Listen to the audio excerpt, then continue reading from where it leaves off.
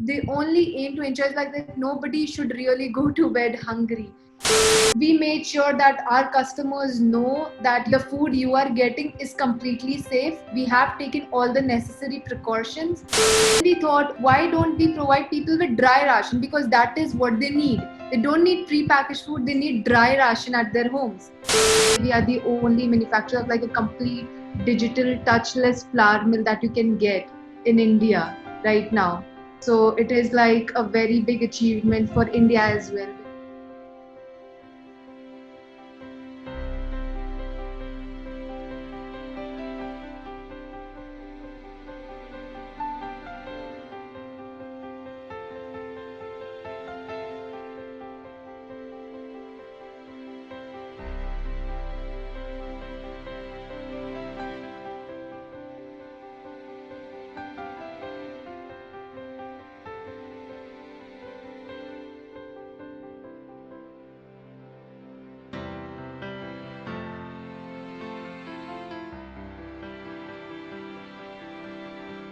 Welcome to this, and thank you so much for giving us the time. I'll ask you a little bit about the industry and the kind of innovations you all have brought in, especially in technology and flour mills. So we are a 52-year-old company.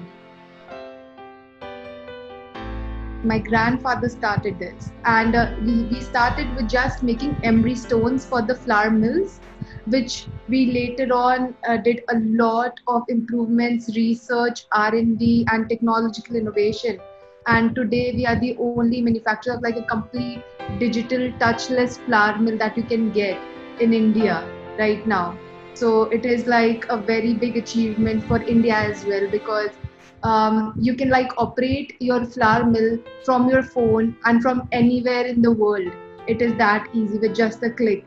So we have done a lot of improvements in that sector to make the flour mill industry digital, which is also, I think, we are trying to move towards with the Digital India initiative that the government has taken.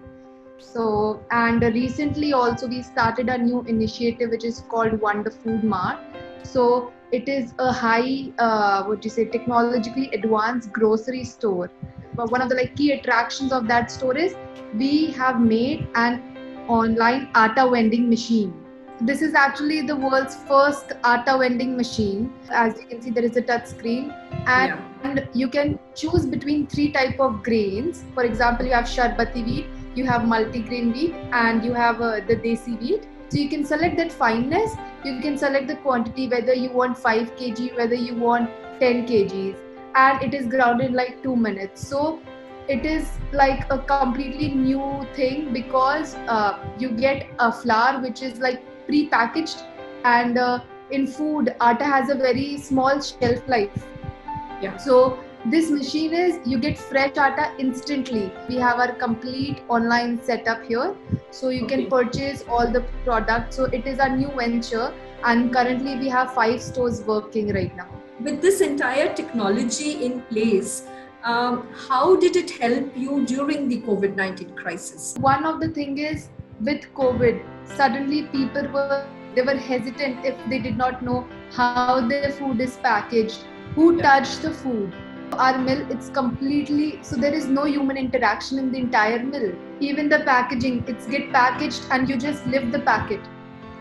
So that is the, at the end of it, that's the only human interaction. So we made sure that our customers know that the food you are getting is completely safe. We have taken all the necessary precautions, and with our Wonder Food Mart, you place all the order through a touch screen or even through the mobile app. So we encouraged our customers who were coming in to place the order through the mobile app, so that you don't even touch the touch screen. At that point. You've also been doing a series of activities during COVID-19 to help the community, to help your employees. One particular thing which you had said was donate a smile, which we really liked. The way you, the heading of it is, you instantly have a smile. So just wondering if you could say a bit about it, how you came up with it and what's been the whole idea. So when the lockdown happened, right? It was like sudden, nobody expected it to happen at that point of time. And so as it progressed over a week, we realized that people were donating a lot of like packaged, like made food, which again brings a lot of factors of food safety and sanitization, because if it's already pre-made, and even the government was not really encouraging that. By that point of time, we were already supplying, for example, atta to like NGO and the government. So then we thought, why don't we provide people with dry ration, because that is what they need. They don't need pre-packaged food; they need dry ration at their homes.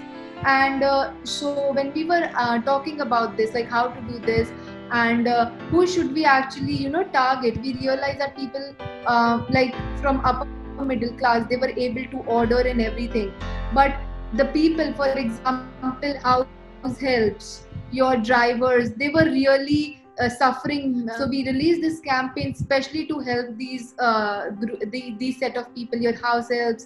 One of the main good thing about this was, for example, I as a person, if I know that I have so and so elderly neighbor, or I know my drivers are not getting the food items, so what I could have done is like I could have ordered it from the app or the website.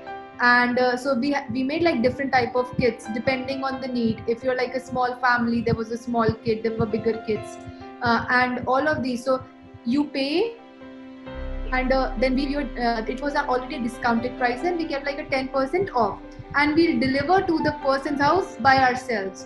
So you order it and we'll deliver to the address that you want.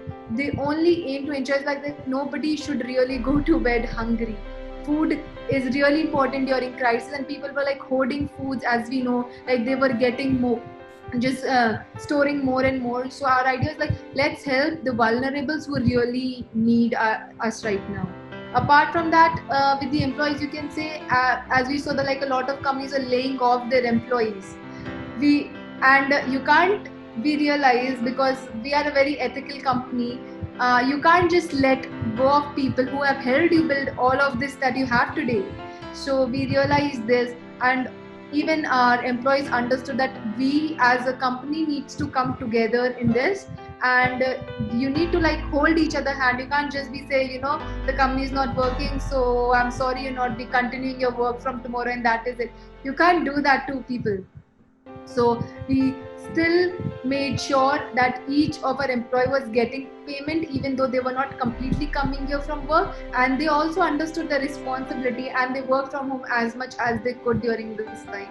You yourself is a bright, young, energetic leader already.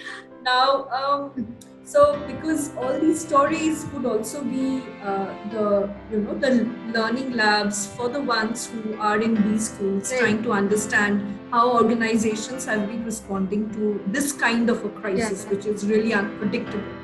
Now, as a leader who has seen this very closely, and you've been a part of this entire process of adaptation, recovery, realignment, and all the changes that you've done, what are the 2-3 messages you would want to give to the ones who would be joining business soon? First, I would say, like, when you run a company, right, people are always about, we need to make profit, you need to grow, you need to do all of this. But at a time of crisis, being profitable should always be secondary.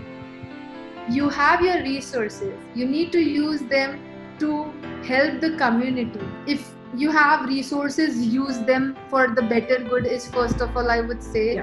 Secondly, if you have crisis like this, and if you are in business,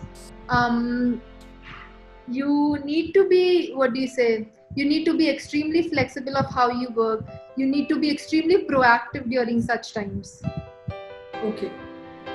It's been really amazing listening to you, Vibhuti. You're really a powerhouse, and no, you come in with so much of energy and motivation, and no wonder you lead the company, and that at this point of crisis. I wish your company all the best, and it's been fantastic talking to you.